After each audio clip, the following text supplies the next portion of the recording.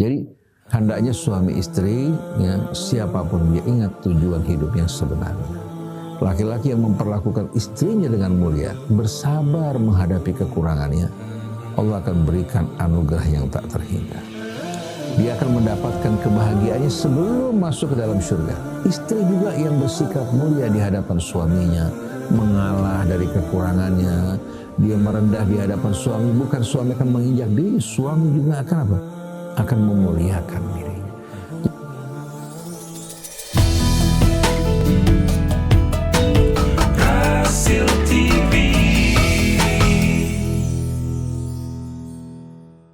Bismillahirrahmanirrahim. Assalamualaikum warahmatullahi wabarakatuh. Ikhwan akhwat rahimakumullah. Alhamdulillah wa syukurillah kita dikaruniai kesempatan untuk berada bersama-sama pagi ini di Rabu 12 Juli 2023 atau tanggal 23 Zulhijjah 1444 Hijriah. Kita bersama-sama lagi di acara Psikologi Keluarga bersama Ustadz Hussein Alatas, bersama Ustadz Abu Bakar Baraja. Assalamualaikum Ustadz. Alhamdulillah ya.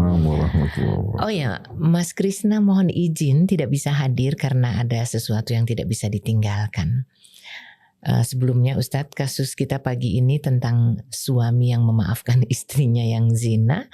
Yang satunya lagi terkait dengan hubungan suami istri udah 13 tahun tapi masih saja terjadi selisih pendapat atau salah paham ya. Tapi sebelumnya kita akan bersama-sama melantunkan Al-Fatihah terlebih dahulu. Silahkan Ustaz. A'udzu billahi minasy syaithanir rajim. Bismillahirrahmanirrahim. Alhamdulillahi rabbil alamin. Ar-Rahmanir Rahim. Maliki yaumiddin.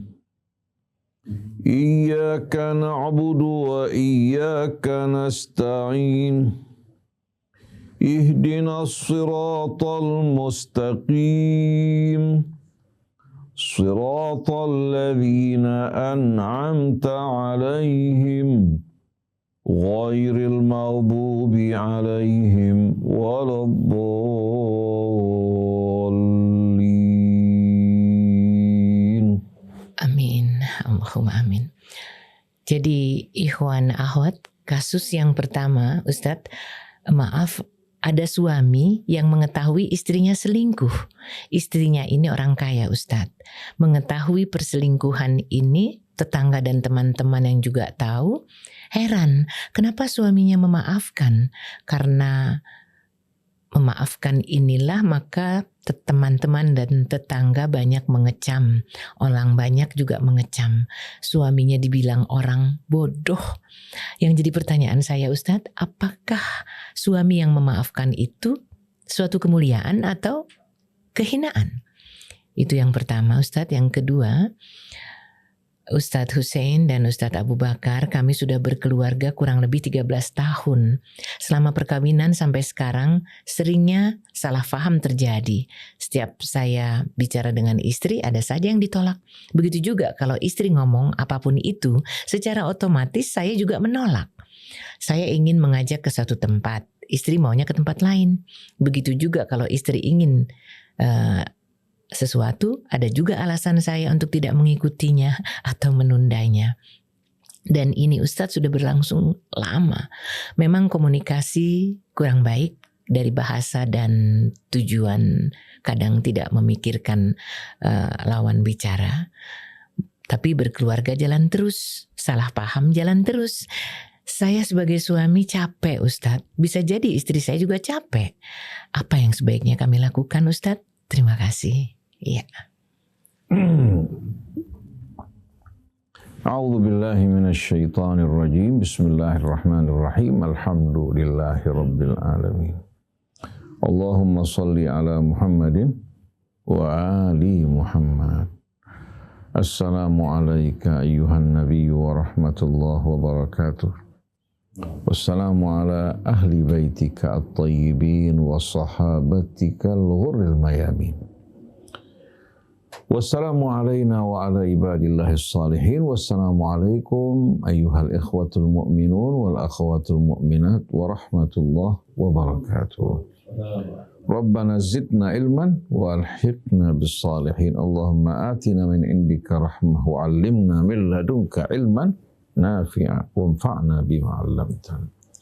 Wa ba'du, ikhwan akhwat yang dirahmati Allah, Ustaz Abu Bakar Baraja yang selalu datang membawa harapan, begitu juga Ibu Hajjah Nur dengan cahaya, ya, sesuai dengan namanya insya Allah, mudah-mudahan. Begitu juga Abul Hasan Asy-Syadzili, Ustadz Junaidi, kedua-duanya merupakan tamu kita yang setia hadir bersama kita dan juga setia menyampaikan pesan-pesan dan amanat Allah Subhanahu wa taala. Semoga Allah memberkahi keduanya.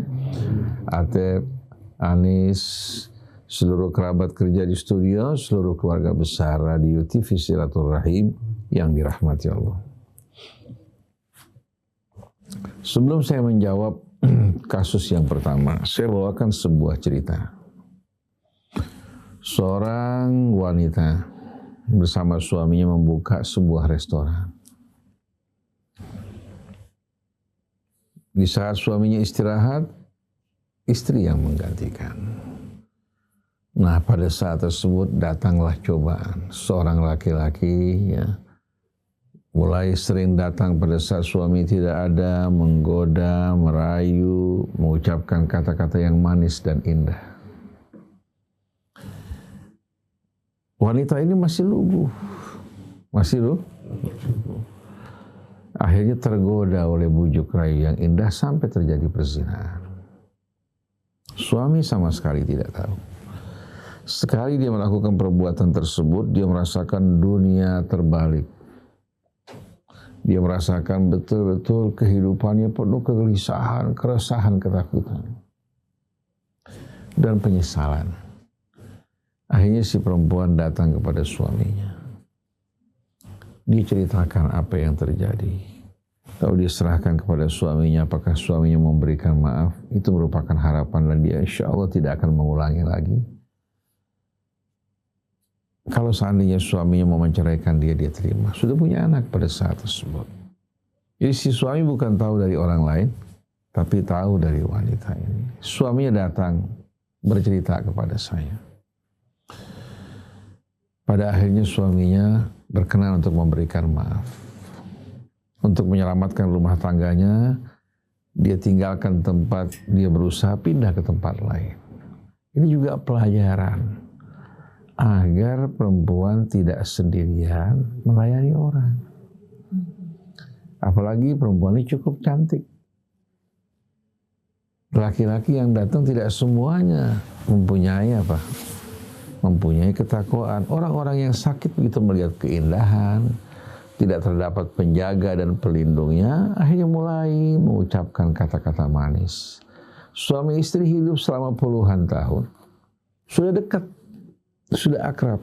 Datang yang baru menggunakan kata-kata yang indah, akhirnya membuat seorang wanita mabuk. Lupa akan dirinya yang sudah bersuami. Dia beranggapan pria ini lebih baik daripada suaminya. Begitu terjadi perbuatan dosa, penyesalan yang timbul. Akhirnya suaminya bawa pindah ke tempat lain. Nah, kalau orang bertanya bagaimana kira-kira suaminya, ini perbuatan mulia, perbuatan yang rendah. Ini merupakan perbuatan mulia, dia berikan maaf, kesempatan buat istrinya, tidak ada orang yang tahu. Mudah-mudahan Allah Subhanahu wa taala, ya, tutupi dosa kesalahannya dan ampuni, serta jauhkan dari perbuatan yang serupa. Manusia ini lemah luar biasa. Pria atau wanita, kalau berdua bersama-sama, ya, walaupun dia hafal Al-Quran, karena dia bersama-sama berdua, mau tidak mau apa? Mau tidak mau kecondongan laki terhadap lawan jenisnya, kecondongan wanita terhadap lawan jenisnya. Akhirnya mata bertemu mata, begitu juga kata-kata yang manis, ya, menghanyutkan, membuat akhirnya wanita ini lupa. Tapi wanita ini betul-betul menyesal, bertaubat, memperbaiki dirinya, dan bercerita kepada suaminya. Mana buat dia cerita apa adanya. Kalau suaminya mau menghukum dirinya, berpisah, dia terima kesalahannya. Kalau suami berikan maaf, itu betul-betul dihargai dan disyukuri. Saya menyesalkan perbuatan laki-laki tersebut, ya, yang iseng, yang mengganggu istri orang. Tapi inilah syaitan. Dimanapun kita berada, syaitan tidak akan pernah beristirahat. Siang malam menggoda, datang dengan berbagai macam trik, apalagi di zaman modern saat ini. Apalagi dengan kata-kata hak asasi manusia, cinta suci. Pemuda-pemuda yang sedang tumbuh mendambakan kisah cinta bagaikan Romeo dan Yuli. Itu biasanya masa-masa puber itu indah luar biasa. Dan setiap orang mengalami hal seperti ini. Nah, kalau tidak mendapatkan perhatian bimbingan dengan orang tua, atau mendapatkan lingkungan yang baik, seorang wanita yang berumah tangga harus dijaga, dipagar rumah tangganya. Jangan dibiarkan sendirian melayani dan sebaiknya wanita biar di dalam mengurus mempersiapkan makanan, di depannya laki-laki. Jadi si laki-laki juga menyesal, mungkin ini kesalahan dia. Ini kesalahan dia. Jadi apa yang terjadi ini merupakan perbuatan mulia. Si istri juga bertaubat, memperbaiki diri. Adapun yang kita dengar dari kasus ini, si laki-laki memberikan maaf istrinya yang selingkuh sekali, 2 kali, 3 kali, 4 kali, selikur, ya, dibiarkan. Ya. Berarti laki-laki ini dayuth, tidak punya rasa cemburu. Dan orang yang dayuth, Allah haramkan untuk mencium bau surga. Jangankan masuk surga, mencium bau surga Allah haramkan. Karena orang yang dayuth bisa merusak pasangannya, bisa merusak juga anak. Rupanya si laki-laki ini karena istrinya kaya raya, ya, dia takut kalau berpisah, Pak. Akhirnya kehilangan, ya, katakan kesempatan dan kehidupan yang senang. Mungkin si laki-laki pikir nggak apa-apalah, ini istri yang resmi, yang formal, tapi untuk simpanan dia, ya, yang dia cintai. Karena ada laki-laki seperti ini, dia numpang hidup sama satu orang, ya, tapi dia punya juga apa? Punya juga wanita yang dia cintai. Begitu juga ada kejadian perempuan menikah dengan bapak-bapak, kakek-kakek yang sudah tua untuk kebutuhan hidupnya, sedangkan dia punya pria simpanan yang dia suka. Ini merupakan perbuatan syaitan. Saya ingat sebuah kisah kejadian, saya nggak sebutkan kotanya, ya. Seorang laki-laki bertemu dengan seorang wanita di toko yang cukup cantik, yang menjaga kesehatan tubuhnya, fisiknya, juga kecantikannya. Ketemu di toko. Akhirnya berjanji si laki-laki sama si perempuan, ya, berdua untuk datang ke rumahnya untuk melakukan perbuatan dosa. Datang pulang ke rumah si perempuan bersama laki-lakinya yang dikenal, kan. Lalu di rumah, di depan rumah ada seorang laki-laki sedang membersihkan mobil. Laki-laki yang datang dia berpikir ini merupakan supirnya. Dia masuk ke dalam. Begitu ke dalam, kumpul bersama ini perempuan. Si perempuan ditanya, laki-laki depan itu siapa? Dibilang suami saya. Suami saya? Dia bawa laki-laki ke rumah depan suaminya. Suaminya apa? Mengatakan silahkan masuk. Nah, kalau manusia sudah seperti ini, maka dia kehilangan kemanusiaannya. Allah tanamkan rasa cemburu sebagai pagar. Bukan untuk merusak, tapi sebagai pagar untuk menjaga kehormatan. Cemburu laki-laki yang wajar, yang sesuai dengan akal sehat, itu menjaga kehormatan istrinya. Cemburu seorang wanita juga, itu akan membuat apa? Suami juga apa? Berhati-hati dan berada pada koridor yang benar. Tapi kalau perempuan tidak cemburu terhadap suaminya, akan membuat suaminya bisa-bisa menjadi seorang pria yang liar. Betul tidak? Kecemburuan juga membuat laki-laki ada perasaan bangga, sayang. Karena apa? Karena istrinya cemburu. Coba kalau seorang laki-laki mendengar istrinya bilang, kamu mau menikah, mau katakan ganti-ganti perempuan, silahkan semau kamu. Bagaimana perasaan si laki-laki? Ada dua orang laki-laki. Ini kisah lucu. Si laki-laki yang satu ini punya istri cemburu. Jangankan lihat suaminya melirik seorang wanita. Seandainya dia mimpi saja, ya, suaminya kawin lagi, dia marah. Sedangkan yang satu lagi unik. Dia tanya sama istrinya, bagaimana kalau saya kawin lagi? Silakan. Kalau kamu mau kawin lagi, silakan. Saya nggak menghalang-halangi kok. Si laki-laki marah. Kamu nggak sayang sama saya? Kenapa? Kamu nggak ada cemburu sedikit pun juga, nggak sayang sama saya. Seharusnya kamu marah dong. Jadi si laki-laki ini merasa apa? Seolah-olah istrinya apa? Tidak peduli terhadap dirinya. Saya bilang dunia luar biasa. Yang satu dicemburui, yang satu apa? Iya, rupanya mesti dibagi, cemburunya yang berlebihan dibagi sama yang satu lagi. Dan ternyata laki-laki kalau istrinya tidak cemburu, dia akan merasakan perasaan tidak nyaman. Cemburu berlebihan dia juga akan pusing. Nah di sini otomatis iman, takwa dan akal sehat bekerja. Jangan laki-laki memancing cemburu istrinya yang pencemburuan. Dia jaga, dia berikan kepercayaan. Begitu juga perempuan juga jangan suka mencoba-coba kecemburuan suaminya. Kepercayaan amat sulit untuk dibangun. Tapi sekali hilang kepercayaan, maka amat sulit untuk dapat kembali. Oleh karena itu pria jaga kepercayaan, perempuan juga jaga kepercayaan. Dan rumah tangga harus punya tujuan. Kalau rumah tangga ini nggak punya tujuan, hanya mencari kesenangan masing-masing, maka akan terjadi seperti kasus yang kedua tadi.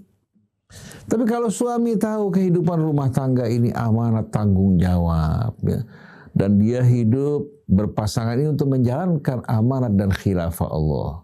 Begitu juga istri merasakan dia berpasangan bersama suaminya, dia punya peran dari Allah yang amat besar.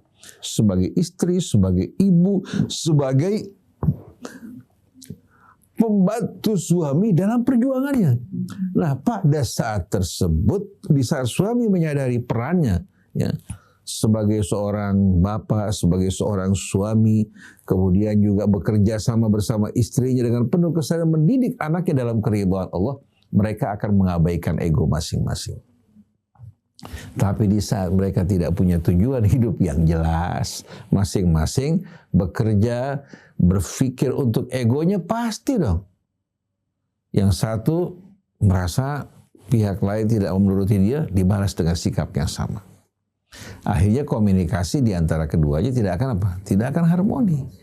Tapi kalau suami terkadang diikuti istrinya, dipenuhi dong. Dia capek kerja dari mulai pagi di rumah, bisa aja mengurus anak. Kalau dia bekerja di rumah ya, sebagai ibu rumah tangga. Dengan sendirinya ada juga apa? Keharusan suami untuk memberikan perhatian. Jangan instruksi, tuntutan, begini, begitu dan lain sebagainya. Atau dia mengeluhkan dia capek kerja, istrinya sama sekali nggak perhatian sama dia. Bukan hanya dia yang butuh perhatian, istri juga yang di rumah menunggu butuh perhatian. Jadi kalau suami pulang ke rumah, bawakan sesuatu untuk istri. Kemudian juga kata-kata manis diberikan. Pada saat makan dia puji makanannya. Kemudian di saat istri katakan ingin keluar karena bosan di rumah, ke rumah orang tuanya atau jalan-jalan di luar, nggak ada salahnya suami turuti. Di saat dia turuti suami, dia buka jalan bagi istrinya untuk menuruti kemauan dia. Tapi kalau masing-masing bertahan, masing-masing balas-balasan, sampai kapan akan ketemu? Betul tidak? Oleh karena itu kalimah thayyibah dibutuhkan dalam komunikasi di antara keduanya. Al-Quran dengan contoh-contoh yang terdapat di dalamnya, baik dialog para nabi bersama umatnya, kemudian juga kita saksikan bagaimana kita saksikan pesan-pesan Allah agar kita menjaga kata-kata kita menggunakan kalimah thayyibah. Sebelum adanya ilmu komunikasi, Al-Quran memberikan bimbingan tentang ilmu komunikasi yang sebaik-baiknya. Kita menyampaikan aspirasi kita bukan hanya dengan bahasa biasa, dengan bahasa yang membuat orang yang mendengar menerima, bahkan dengan hati yang penuh apa? kegembiraan. Jadi kalau suami berkata-kata manis, menyentuh istrinya dengan lembut, dengan belayan kata-kata yang indah, memuji juga kinerjanya. Kalau ada kesalahan dikoreksi dengan cara yang halus. Saya yakin pasti hati istri akan luluh. Betul nggak? Istri juga jangan segan-segan bersikap lembut pada suami. Jangan jual mahal, jangan jaga image. Suami pulang cemberutan ya, atau muka asam. Itu kalau berbuat seperti ini berarti siap-siap juga untuk mendapatkan perlakuan yang serupa. Betul nggak? Jadi istri berusaha mendahului suaminya. Ada seorang terkenal keras yang luar biasa, berkali-kali kawin. Berkali-kali kan? Kawin. Dengan tongkatnya, dengan galaknya yang Masya Allah. Satu kali waktu kawin dengan seorang wanita. Dia kalau teriak memanggil istrinya, dari jauh istrinya langsung bergegas-gegas. Datang ke hadapannya dengan kata-kata yang lembut. Memanggil, ada apa kakak? Suami bilang, mati saya. Mulai saat itu kalau bicara langsung lembut. Kenapa? Karena suaminya ya, menjumpai istri selalu bergegas dengan kata-kata yang lembut. Akhirnya apa? Langsung dari orang yang tadinya keras, luluh. Luluh. Jadi kalau kita perhatikan, ini bahasa komunikasi ini harus dipilih. Nah sekarang melalui medsos, melalui berbagai macam tayangan yang ditayangkan, saya perhatikan orang belajar bahasa yang tidak baik. Saya perhatikan betul-betul. Dulu anak-anak kecil bahasanya rapi. Orang-orang tua, bapak, ibu-ibu juga bahasanya rapi. Sekarang kita dengarkan di televisi maupun di YouTube, dari mulai canda dan lain sebagainya, bahasa-bahasa yang tidak bagus. Bahkan bahasa sindiran di antara orang yang berpendidikan tinggi. Bahasa yang kasar. Saya bilang pantas kalau seandainya rakyat kita, bangsa kita ini mengalami kerusakan yang cukup fatal karena tidak menjaga bahasa komunikasi yang baik. Dulu saya ingat betul-betul kalau orang bertegur sapa tetangga satu sama lain, ya, bahasanya enak. Tapi kalau kita dengar orang-orang Solo, orang-orang Jawa juga kan di Jakarta banyak kumpul tetangga dan tetangga kan, kalau bicara halus, lembut, sampai orang Betawi juga ikut lembut akhirnya. Betul nggak? Jadi hendaknya suami istri, ya, siapapun dia, ingat tujuan hidup yang sebenarnya. Laki-laki yang memperlakukan istrinya dengan mulia, bersabar menghadapi kekurangannya, Allah akan berikan anugerah yang tak terhingga. Dia akan mendapatkan kebahagiaannya sebelum masuk ke dalam surga. Istri juga yang bersikap mulia di hadapan suaminya, mengalah dari kekurangannya, dia merendah di hadapan suami, bukan suami akan menginjak dirinya, suami juga akan apa? Akan memuliakan dirinya. Jadi usahakan gunakan kalimah thayyibah, sikap yang merendah untuk meraih kemuliaan. Jangan dahulukan ego kita. Ego kita ini kalau kita turuti hanya akan membawa penyesalan, penderitaan buat diri kita. Wal'iyadzubillah. Masya Allah, apa yang kita simak barusan mengingatkan kita pada sesuatu juga kah? Atas bagaimana kita dengan pasangan kita? Atau bisa jadi kita ingat bahwa hubungan apapun yang berisi cinta yang kemudian dijahit dengan toleransi dan kompromi, biasanya akan jauh lebih awet ya. Lantas apa yang akan dikatakan oleh Ustadz Abu Bakar Baraja, psikolog kita? Mari kita simak. Bismillahirrahmanirrahim. Assalamualaikum warahmatullahi wabarakatuh. Waalaikumsalam warahmatullahi wabarakatuh. Alhamdulillah. Allah menciptakan kehidupan manusia dengan kesempurnaannya. Khalaqnal insana fi ahsani taqwim. Ketika kesempurnaannya sudah tercipta, ketika kesempurnaannya itu sudah mengalir dalam kehidupan manusia, namun ada saja yang suka iseng membuat kesempurnaannya menjadi berantakan. Keisengan untuk merubah kesempurnaannya Allah inilah yang mengakibatkan berbagai macam peristiwa. terjadinya perbuatan-perbuatan yang Allah tidak inginkan, dan manusia pun yang melakukannya tidak inginkan. Ketika seorang berbuat salah, waktu dia berbuat salah, mungkin pada saat itu tertutup. Waktu dia tertutup, dia tidak merasakan bahwa itu salah. Karena dia menyimpang. Karena dia berusaha beralih dari kesempurnaannya Allah. Dengan seperti itu, akhirnya dia memberikan sesuatu yang dia sendiri tidak menyukainya. Begitu lepas dari suasana itu, baru dia menyadarinya. Kesadaran itu akan terulang kembali, perbuatan salah itu akan terulang kembali ketika kesadarannya hilang. Dia tidak menggunakan lagi, tidak mempertahankan, atau dia tidak kembali pada dirinya. Atau dia bertobat. Waktu dia tidak bertobat, di situ kesempurnaan tersebut tidak akan terjadi lagi. Tapi ketika dia bertobat, insya Allah kesempurnaan itu terjadi, terjaga. Di saat itulah seorang akan mampu bertahan. Ketika seorang merasakan dirinya bahwa dia sempurna, dia itu baik, dia itu bersih, dia itu sesuatu yang memang terhormat karena disebut sebagai manusia, insya Allah dia akan menjaga dirinya. Insya Allah dia akan mempertahankan kesempurnaan itu. Namun dia tidak melihat itu. Apalagi kasus yang kita dapatkan bahwa dia mempunyai segalanya atau orang kaya. Maka dengan mudah dia mengatakan menutup kesempurnaan penghargaan dirinya atau kehormatan dirinya sebagai manusia yang sempurna. Itu hilang, ditutup oleh harta.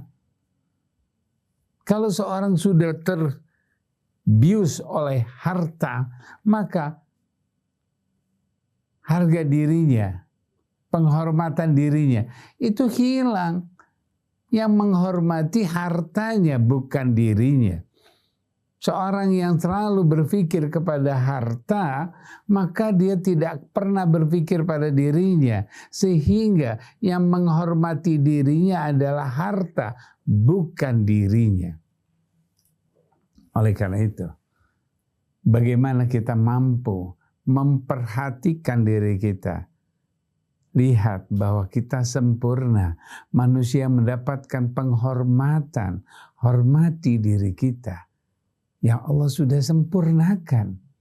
Ketika kita tidak melihat penghargaan dan penghormatan diri kita karena sempurnanya Allah berikan, maka dengan sendirinya kita akan menjadi rodatnahu.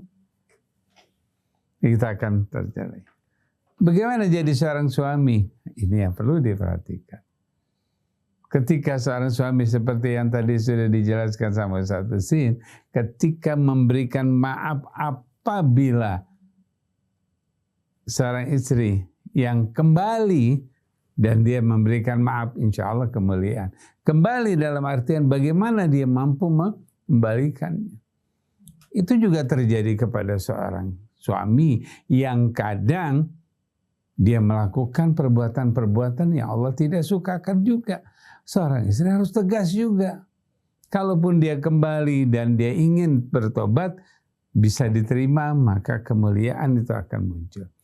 Namun kesadarannya ditutup oleh harta, kesadarannya ditutup oleh keinginan-keinginan yang semu, kesadarannya ditutup oleh hal-hal yang sifatnya negatif, maka dengan sendirinya sebaiknya tegaskan seorang suami atau seorang istri harus menegaskan bahwa kamu bukan lagi bagian dari hidup kita. Kalau sudah dia tidak mampu lagi kembali kepada Allah, maka tegaskan bahwa kamu bukan bagian dari diri kita. Karena suami istri adalah bagian. Istri bagian dari suami, suami bagian dari kita. Ketika dia sudah melepaskan, maka katakan, kamu bukan bagian dari diri kita lagi. Hidup itulah yang celeh. Ini adalah ketegasan. Kita mampu menegaskan dikarenakan kita tahu bahwa dia tidak akan mau kembali, akan mengulangi lagi. Bagaimana kita bisa mengetahui dia mengulanginya lagi? Ketika dia menyatakan dirinya bahwa saya sudah nggak mau melakukan lagi. Kemudian pikirannya, perasaannya, perilakunya, ya, seperti kayak anak yang tidak mengerti apa-apa, berbicaranya ke sana kemari, dia belum kembali. Karena dia sedang mencari kembali sesuatu yang hilang. Yang mana yang hilang? Yang dilakukan perbuatan yang negatif. Oleh karena itu, kembalikan. Dia suruh melihat penghargaan dirinya, penghormatan dirinya. Perhatikan itu. Insya Allah dia nggak akan linglung.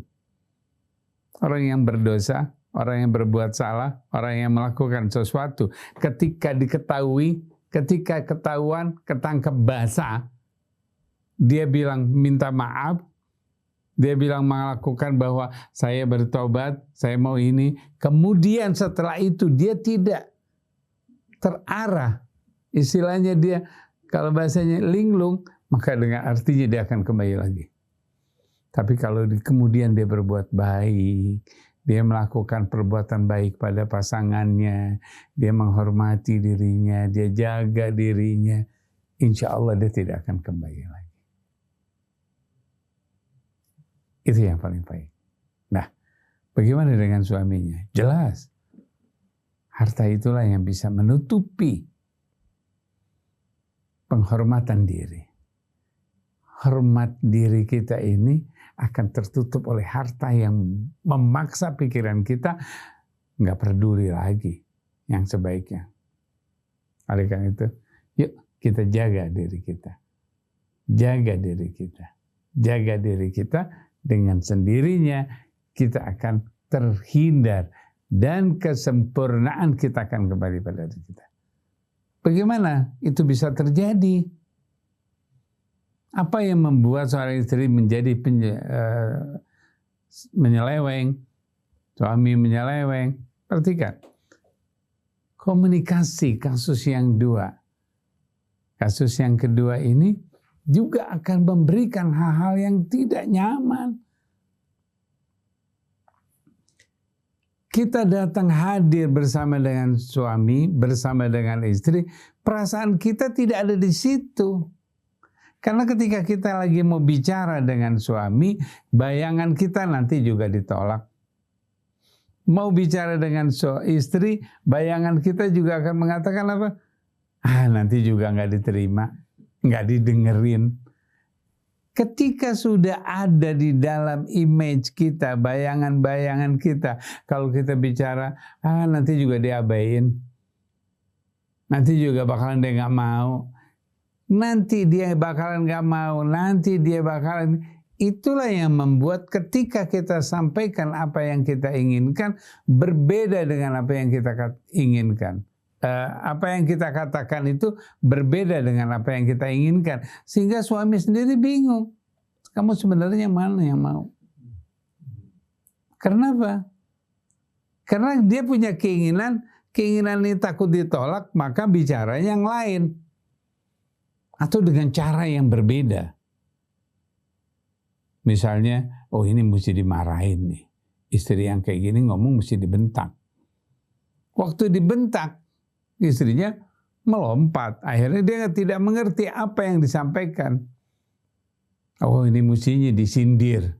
Waktu disindir, nggak diperdulikan. Maka berbagai cara yang negatif, komunikasi kita akan menyimpang. Dan bisa salah paham. berbagai macam cara yang negatif, mengadakan sindiran, mengadakan bentakan, atau berpura-pura, itu akan yang membuat kesalahpahaman. Oleh karena itu dalam berkomunikasi, bagaimana caranya? Bagaimana cara yang agar supaya si istri yang tadinya nggak mau jadi mau, si suami yang tadi tidak berkeinginan menjadi keinginan.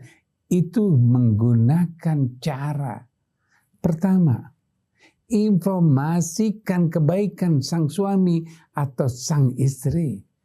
Informasikan, pertama itu informasikan kebaikan-kebaikan yang ada pada pasangan kita.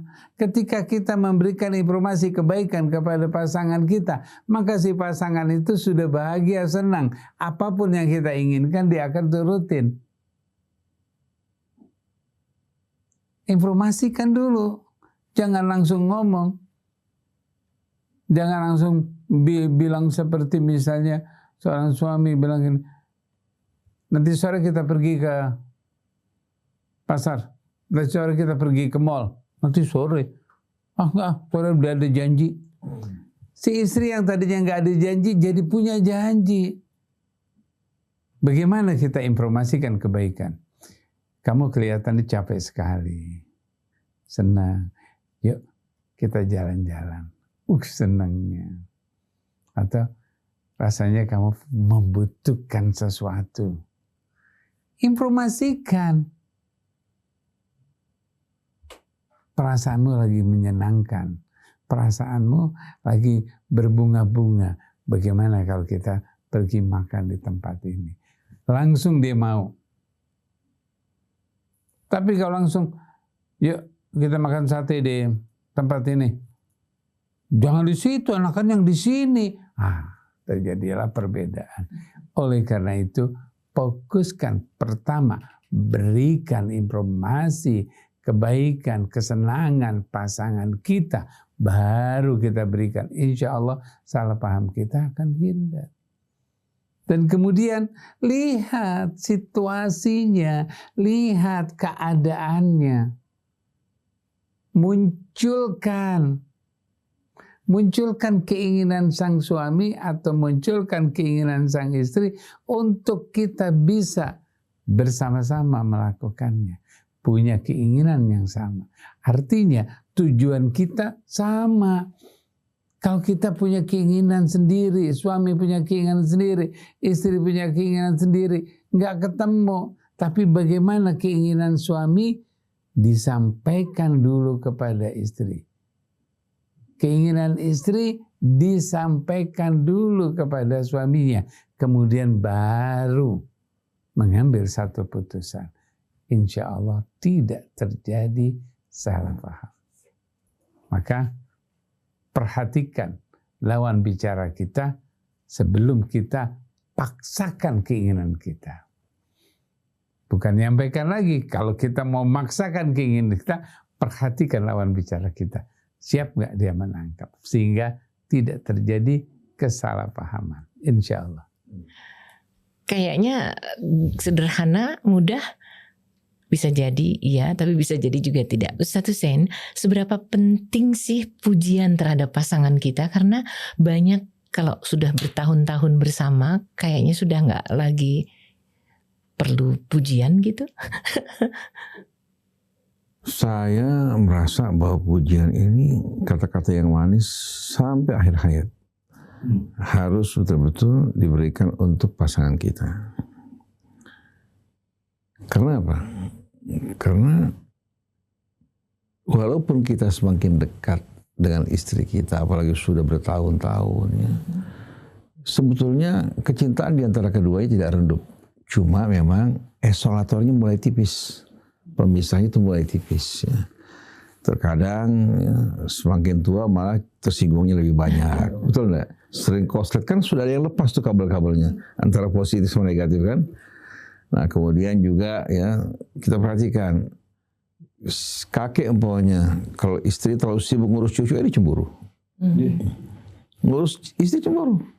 Istri, kamu sudah lupa sama saya, tante saya udah tua, sudah nggak bisa apa-apa ya. Iya. Si perempuan juga begitu. Laki-laki keluar kumpul sama teman-temannya, si perempuan juga marah juga. Sudah tua masih keluyuran, lupa sama istri, lupa sama ini. Masalahnya bukan lagi masalah ketertarikan, tapi ini masalah apa? Masalah kedekatan, keakraban, kecintaan ya, yang merupakan apa? Akumulasi dari sekian puluh tahun hidup bersama-sama. Oleh karena itu jangan dianggap kakek dan nenek-nenek itu apa? Sudah kehilangan masa-masa apa? Masa-masa kecil. Nah, justru semakin tua semakin dalam. Jadi kata-kata manis dari suami untuk istri, duduk sama-sama, cerita yang indah. Terkadang cerita-cerita masa lampau dulu. Iya. Cerita masa lampau ya. Kemudian dia peluk istrinya, tersenyum, tertawa. Daripada lihat televisi, mendingan pandangin istri. Betul nggak? Begitu juga istri memandang suami. Kalau masing-masing dari mulai muda, biasa berkata manis, insya Allah sampai tua, seterusnya. Jadi jangan pernah mengatakan kita sudah hidup lama, udah anggapnya kayak teman. Salah besar itu. Kata kayak teman itu membuat akhirnya yang tadinya sudah tertanam dengan penuh keindahan, mulai meredup sedikit demi sedikit. Enggak. Tetap itu merupakan hal yang paling indah. Suami itu yang paling indah, yang betul-betul baik ya. Justru di saat dia bersama istrinya. Semakin tua kalau pergi selalu ingin istrinya di sampingnya. Si istri juga begitu. Kalau satu hilang saja, itu membuat yang satu betul-betul akan mengalami pukulan yang cukup berat. Lihat Pak Harto sama Ibu Tin. Pak Harto tadinya gagah, tegas ya, bahkan menggunakan tangan besi. Begitu Ibu Tin meninggal dunia, dia kehilangan langsung apa? Dia bukan hanya merasa kehilangan sedikit, kehilangan cukup banyak yang membuat akhirnya apa? Dia merasa dirinya sudah apa? Sudah tua, bahkan berpikir untuk menjadi pandito. Untuk menjadi apa? Sudah nggak menginginkan lagi semua ini. Hingga sikap-sikap pada masa akhirnya Pak Harto itu berubah menjadi lunak. Jadi istri juga sama. Begitu suaminya meninggal dunia yang selalu mendampingi dia, biasanya tidak lama kemudian si istri akan menyusul. Kita lihat pasangan jamaah haji. Pasangan jamaah haji sudah tua. Dua-duanya sudah didorong kursi roda. Ketika yang dorong mau megang istri turun, nggak boleh sama dia. Subhanallah, tahu-tahu di kamar satu meninggal, yang satu menyusul. Masya Allah. Jadi kalau seandainya kita mau meninggalkan dalam hidup ini kenangan yang indah, kalimat thayyibah itu yang paling indah untuk pasangan kita, untuk anak kita, untuk keluarga kita. Adapun kalimat yang tidak baik telan, kalau perlu buang melalui saluran kotoran. Sedangkan yang baik keluar dari mulut kita, itu merupakan bekal hidup yang paling indah. Dan biasanya orang yang bisa mengeluarkan kalimat thayyibah ini yang hatinya penuh dengan iman, takwa, dan penuh dengan tumakninatun nafsi. Jadi saya yakin Ibu Nuning contohnya, kalau dengar kata-kata yang indah dari suami, walaupun sudah tua, walaupun sudah menopause, betul nggak? Lain perasaannya. Begitu juga suami juga, ya, walaupun di tengah kesibukan Bu Nuning kesana kemari ketemu suami, kata-kata yang manis, perhatian, itu luar biasa kesan yang ditinggalkan. Masya Allah. Jadi sepanjang kita hidup jangan pernah kita mengabaikan orang di sekeliling kita menggunakan kata-kata yang manis, dan jangan pernah sekalipun mengeluarkan kata-kata yang tidak baik. Kalau sampai kelepasan karena emosi, cepat-cepat kita minta maaf agar terhapus. Seperti pakaian begitu kena flek, langsung kita bersihkan, jangan ditunda. Wallahu a'lam. Jadi jangan pernah lupa bahwa pasangan kita tetap membutuhkan, memerlukan kalimat-kalimat, entah itu seperti apa tapi thayyibah. Nah, kalau kaitannya dengan mengalah nih, kira-kira Ustadz Abu Bakar akan menyarankan apa ya? Sepenting apakah pengaruh mengalah pada pasangan kita? Bismillahirrahmanirrahim. Menang kalah itu dalam pertandingan. Ketika kita melakukan pertandingan, kita akan mengejar untuk mendapatkan kemenangan. Ketika kita mengalah dalam pertandingan, kita nggak dapat apa-apa kalau dalam pertandingan. Namun dalam berkeluarga itu tidak ada yang namanya menang dan kalah. Kita tidak bersaing. dalam berkeluarga itu adalah bagian. Istri itu adalah bagian dari suami. Suami adalah bagian dari istri. Berarti tidak ada yang mengalah dan tidak ada yang dikalahkan. Bukan mengalah, tapi memberikan kesempatan. Memberikan dirinya juga mampu menerima. Kalau kita merasakan, dari kita mengalah dulu. Artinya kita melepaskan bagian dari kita. Kalau sebagai suami istri bukan melepaskan. Ketika kita tidak mengerti atau kita tidak sesuai dengan istri. Tapi kalau kita berusaha menerima, artinya kita bagian daripada istri itu. Kita berusaha menerima keinginan istri atau suami. Kita menerima bagian dari pasangan kita. Di saat itu bukan mengalah. Karena itu adalah diri kita juga. Nah, itu yang paling penting. Seperti tadi. Memberikan apresiasi, pujian, kata-kata sanjungan, kata-kata manis, kata-kata yang membuat hatinya bahagia, bisa tersenyum, luar biasa. Karena tersenyumnya suami adalah tersenyumnya seorang istri. Tersenyumnya istri adalah bagian dari senyumnya suami. Itu yang terjadi dalam keluarga. Tapi ketika suaminya lagi tersenyum, istri bilang, kamu lagi tersenyum bayangin siapa? Apa yang terjadi? Ketika istrinya tersenyum, kamu habis nonton film apa nih? Jadi bayangan kita sendiri, image kita, ini yang kita harus buang. Ketika kita melihat suami, dia adalah bagian dari hidup kita. Melihat istri, itulah bagian dari hidup kita. Sehingga kita nggak pernah katakan mengalah, atau kita kalah, atau kita menang, atau kita gunakan ego kita, egois kita. Enggak, karena kita adalah proses bagiannya itu. Itulah kedekatannya. Atau disebut dengan mawadahnya. Ketika mawadahnya sudah mulai merenggang, ya kita takut dikalahkan. Kalau kita mawadah kita sudah mulai merenggang, karena rasa kita sudah tidak banyak lagi. Karena bagian kita yang ada pada istri itu sudah lepas. Oleh karena itu, pertahankan bagian. Istri adalah bagian dari hidup kita, diri kita adalah bagian daripada istri. Itu yang terjadi. Insya Allah ini adalah ikatan sakinah mawaddah warahmah. Terima kasih. Masya Allah. Ustadz Hussein, kalau pernah dengar ada orang bilang bersandar di bahu suami itu jauh lebih nikmat dibanding bersandar di bantal semewah apapun, penjelasannya secara harafiah seperti apa ya? Sebetulnya ungkapan seperti ini ya, kalau kita perhatikan, menggambarkan bahwa apa? Suami di sini seperti yang digambarkan dalam Al-Quran. Ar-rijalu qawwamuna 'alan nisa. Qawwam di sini bukan menunjukkan sebagai seorang pemimpin ya, yang sewenang-wenang, tapi justru apa? Sebagai apa? Sebagai pegangan bagi istri yang meluruskannya dengan penuh kebajikan, yang mengurusnya, yang mengayominya. Karena kata qawwam diambil dari kata qaim. Qaim itu bertanggung jawab ala nisa terhadap wanita-wanitanya, istri maupun anak-anak perempuannya. Dan kita tahu bahwasannya seorang wanita itu lebih berbahagia ya, menerima pemberian suami daripada anaknya. Dia lebih berbahagia mendapatkan pemberian dari suami daripada anaknya. Dia gembira menerima dari anaknya.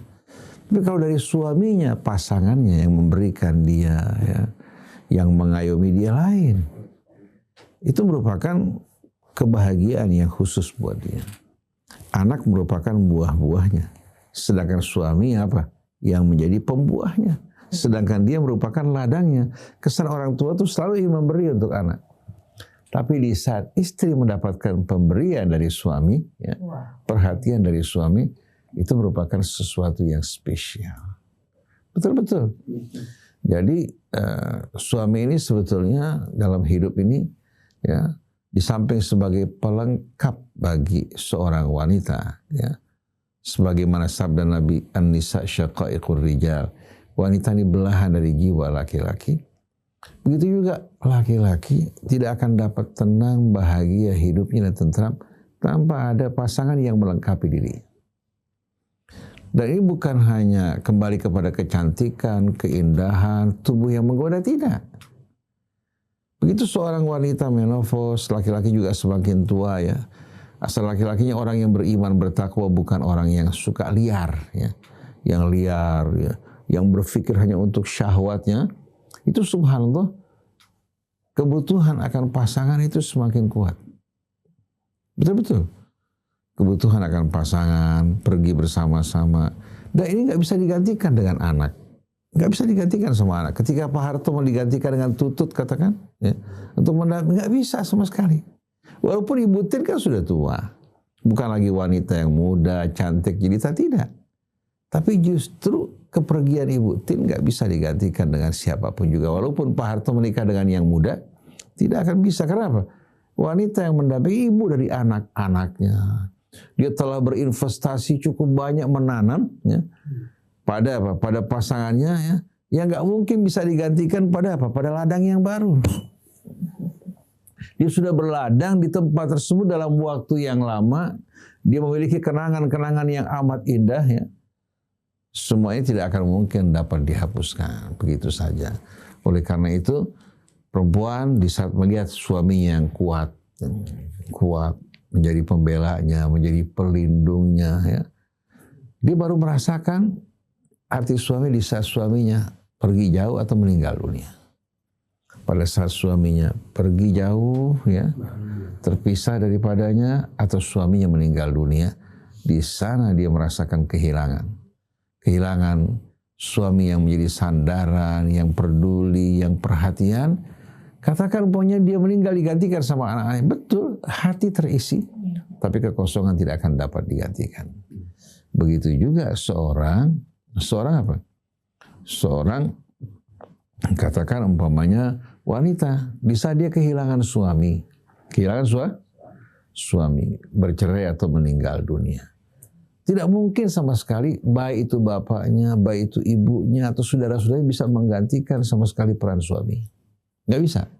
Oleh karena itu diupayakan pria dan wanita di saat hidup berumah tangga, sebelum berumah tangga tahu tujuan hidupnya, tahu peran kewajiban suami apa, kewajiban istri apa, dan kalau ada pertikaian, perselisihan, apa yang mereka harus lakukan seharusnya dalam kehidupan rumah tangga itu apa? Diberikan betul-betul apa? Edukasi. Jangan masuk berumah tangga hanya berpikir soal apa?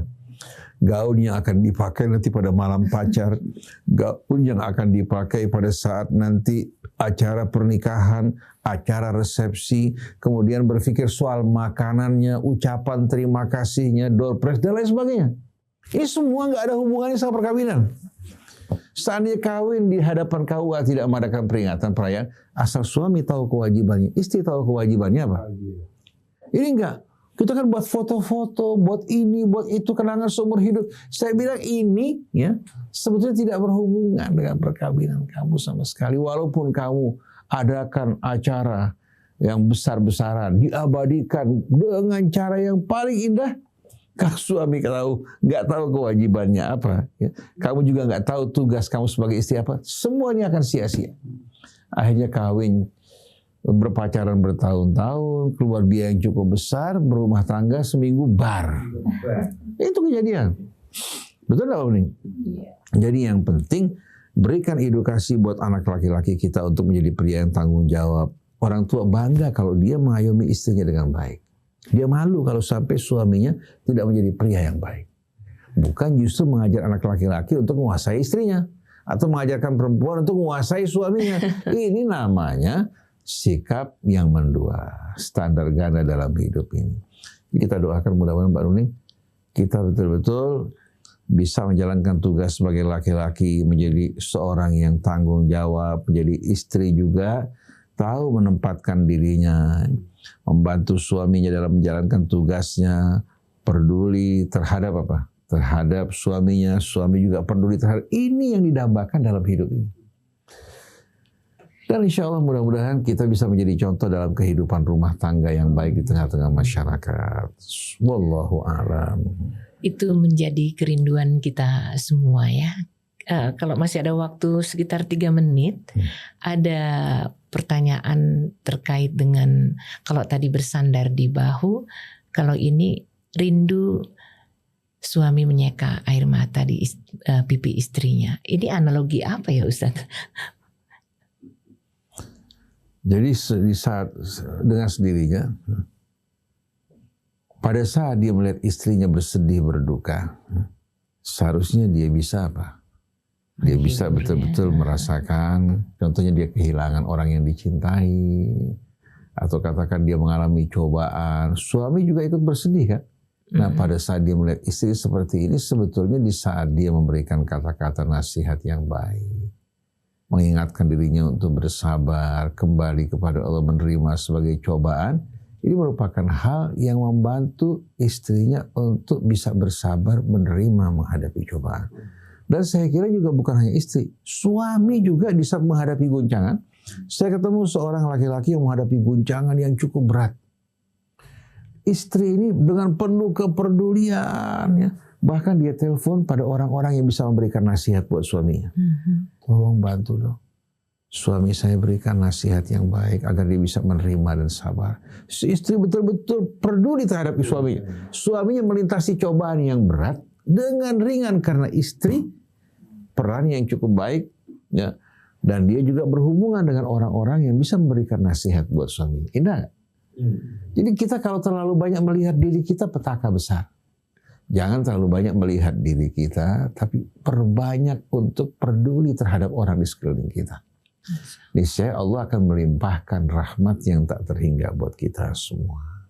Irhamu man fil ardi yarhamkum man fis sama.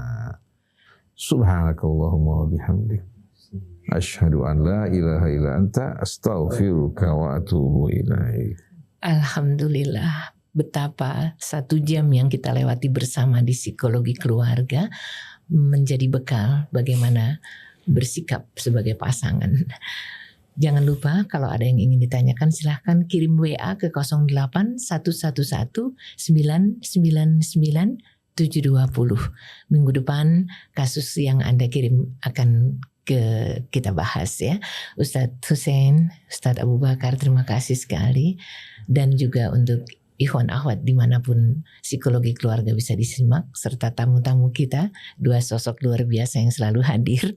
Terima kasih sekali lagi. Billahi taufiq wal hidayah. Wassalamualaikum warahmatullahi wabarakatuh. Alhamdulillahirabbil alamin.